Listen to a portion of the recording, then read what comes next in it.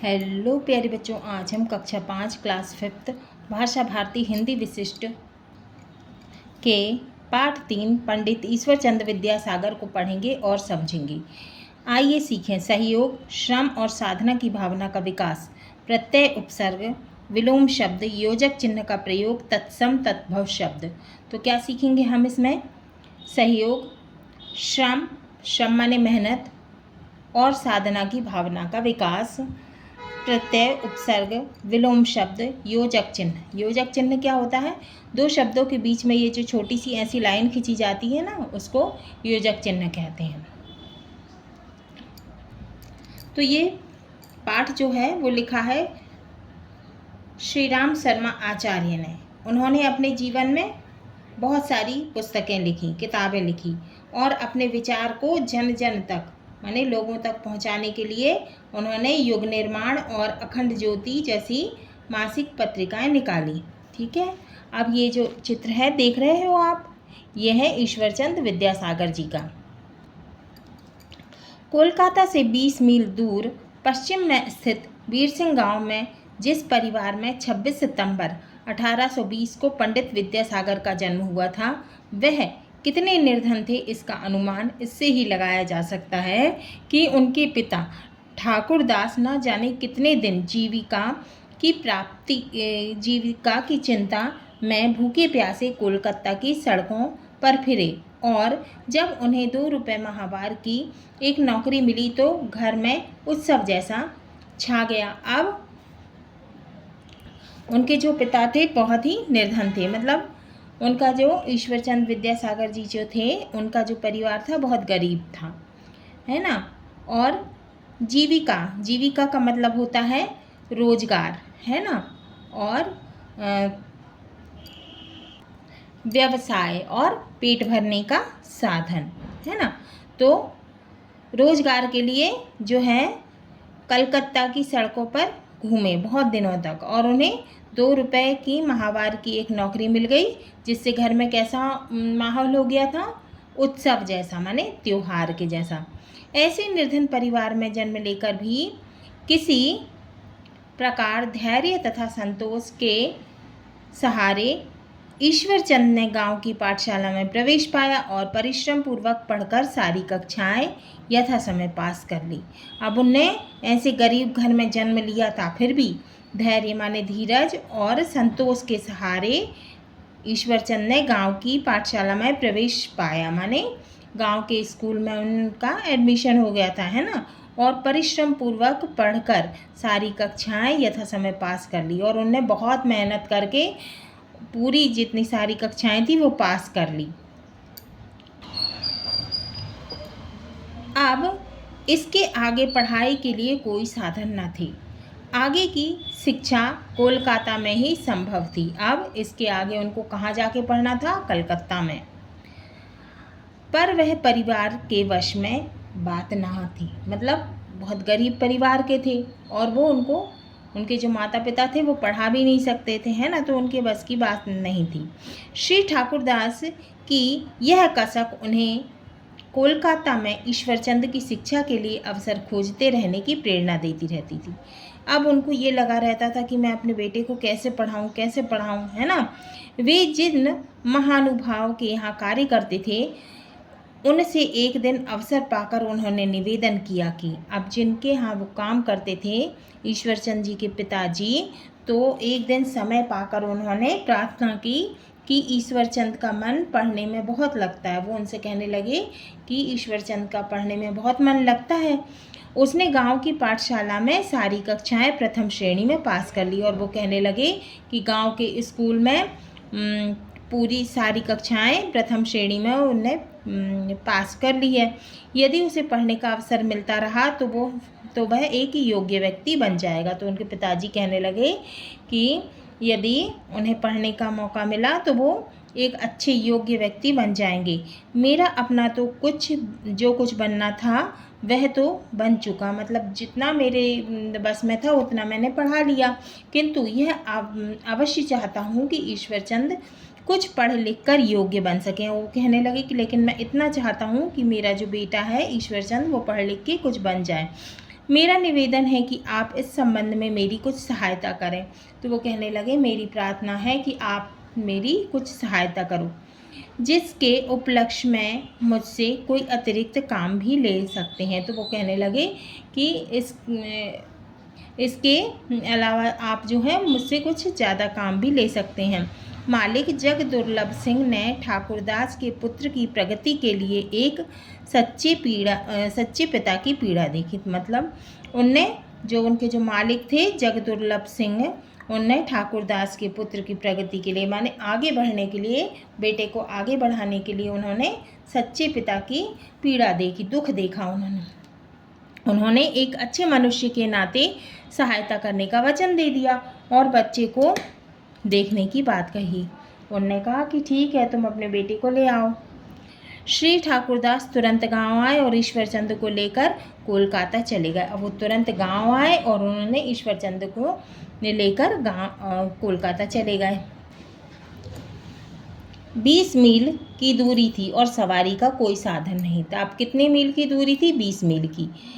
पिता पुत्र उस लंबी यात्रा पर पैदल ही चल पड़े। अब दोनों जो पिता पुत्र थे वो लंबी यात्रा में पैदल ही चल पड़े। उस समय ईश्वरचंद की आयु लगभग 8 वर्ष की थी। कितने साल के थे वो?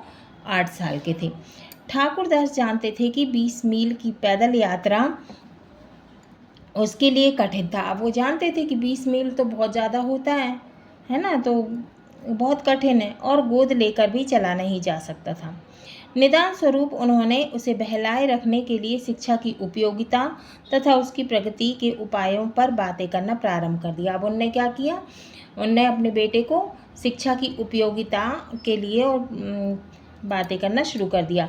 साथ ही वे उसे उत्साहित करने के लिए मील के पत्थरों पर लिखे अंक दिखलाकर यह भी कहते चले कि हम लोगों ने इतना मार्ग पूरा कर लिया कि कोलकाता केवल इतने मील रह गया। और रास्ते में क्या दिखा रहे थे? मील के पत्थर दिखा रहे थे और बोल रहे थे कि अब हम लोगों ने इतना रास्ता तय कर लिया है, अब इतना और बचा है, इतने मील बचा है।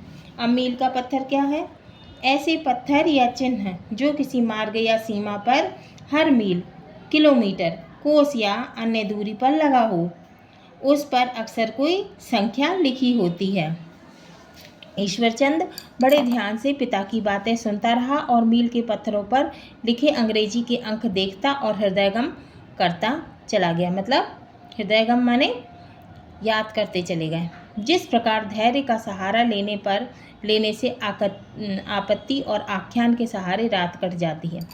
मतलब जिस प्रकार धीरज का सहारा लेकर, है ना, आपत्ति और माने मुश्किल की घड़ी, है ना, के सहारे जो है रात कट जाती है, उसी प्रकार वार्तालाप माने बातचीत के सहारे उन दोनों का रास्ता भी सरलतापूर्वक कट गया, आसानी से कट गया और वे कोलकाता में अपने गंतव्य स्थान पर पहुंच गए। और वो कहाँ पहुंच गए? कोलकाता, जहां पर उन्हें जाना था। श्री जगदुर्लभ सिंह ने बच्चे की योग्यता परखने के लिए उससे पूछा, बेटा क्या पढ़ लिख सकते हैं हो? अब उनने पूछा, मालिक ने, बेटा तुम क्या पढ़ लिख सकते हो? तो ईश्वरचंद ने तुरंत उत्तर दिया कि मैं बंगला लिख पढ़ सकने के साथ अंग्रेजी के अंक भी लिख पढ़ सकता हूँ और जोड़ सकता हूँ। तो उन्होंने बताया कि मैं बंगाली जो है बंगला वो लिख सकता हूँ, पढ़ सकता हूँ और उसके साथ में अंग्रेजी भी लिख पढ़ सकता हूँ और जोड़ सकता हूँ। श्री जगदुर्लभ सिंह ने उसे अंग्रेजी के अंकों का एक छोटा सा बिल जोड़ने के लिए दिया। अब उनने एक छोटा सा बिल जो है अंग्रेजी के का जोड़ने के लिए दिया। ईश्वरचंद ने बिना किसी झिझक के, माने बिना किसी संकोच के, झिझक माने संकोच, है ना, तो बिना किसी संकोच के बिल ले लिया और विश्वासपूर्वक उसे जोड़कर दिखला दिया और जल्दी से जोड़कर दिखला दिया। ठाकुरदास को यह देखकर बड़ा आश्चर्य हुआ। अब उनके जो पिताजी थे ठाकुरदास, उनको बड़ा आश्चर्य हुआ। श्री जगदुर्लभ सिंह ने पूछा कि क्या गांव की पाठशाला में तुम्हें अंग्रेजी की गिनती पढ़ाई गई है? अब उन्होंने पूछ लिया कि क्या गांव में तुम्हें अंग्रेजी के अंक पढ़ाए गए हैं, गिनती पढ़ाई गई है? ईश्वरचंद ने बतलाया कि अंग्रेजी के अंक उसे पाठशाला में नहीं सिखाए गए हैं, बल्कि उसने उन्हें रास्ते में मील के पत्थरों से सीख लिया। अब देखो कितनी तेज बुद्धि के थे कि उन्होंने मील के पत्थरों से अंग्रेजी के नंबर सीख लिए। इस पर पिता ठाकुरदास को जहाँ बच्चे की ग्रहणशीलता पर हर्ष हुआ, जहाँ जो है याद करने की क्षमता पर उन्हें खुशी हुई, वहीं यह विश्वास हो गया कि प्रेम पूर्वक बच्चों पर किया हुआ कोई भी प्रयास व्यर्थ नहीं जाता। माने अच्छे से प्यार से बच्चों को समझाओ, है ना, तो कोई भी जो है प्रयास कैसा नहीं होता, व्यर्थ नहीं होता, माने बेकार नहीं होता।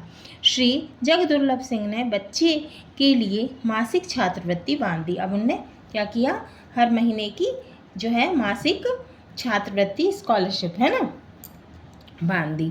श्री ईश्वरचंद्र जी इतने निर्धन थे कि आधा पेट भोजन तो मामूली बात थी, सप्ताह में दो एक बार निराहार भी रहना पड़ जाता था, माने भूखे, माने उनको कुछ भी नहीं मिलता था, भूखे रहते थे। तथापि वे हृदय से इतने उदार तथा दयालु थे, माने इतने वो दयालु थे कि अपनी छात्रवृत्ति का अधिकांश भाग निर्धन विद्यार्थियों की सहायता में खर्च कर देते थे। जो गरीब रहते थे बच्चे बेचारे स्टूडेंट, उनकी सहायता में खर्च कर देते थे। जब वे किसी विद्यार्थी को फटे पुराने कपड़े पहने देखते थे तो उनको ऐसा लगता था कि मानो उनका भाई ही कपड़ों के अभाव में चिथड़े लपेटे हैं। तो जब वो किसी को देखते थे विद्यार्थी को कि वो फटे कपड़े पहने हुए हैं, तो उनको ऐसा लगता था कि उनका ही भाई है वो फटे हुए कपड़े पहने हुए हैं। उनका हृदय सहानुभूति से भर जाता और वे तुरंत उसके लिए कपड़े बनवा देते।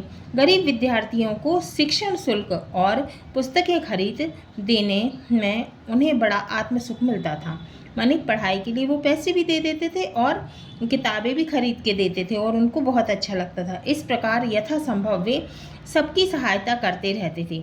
अपने पाठ पूरे कर लेने के बाद जो समय शेष बचता था, मतलब जब वो पढ़ लेते थे उसके बाद जो समय बचता था उससे वे कमज़ोर विद्यार्थियों को पढ़ाया करते थे।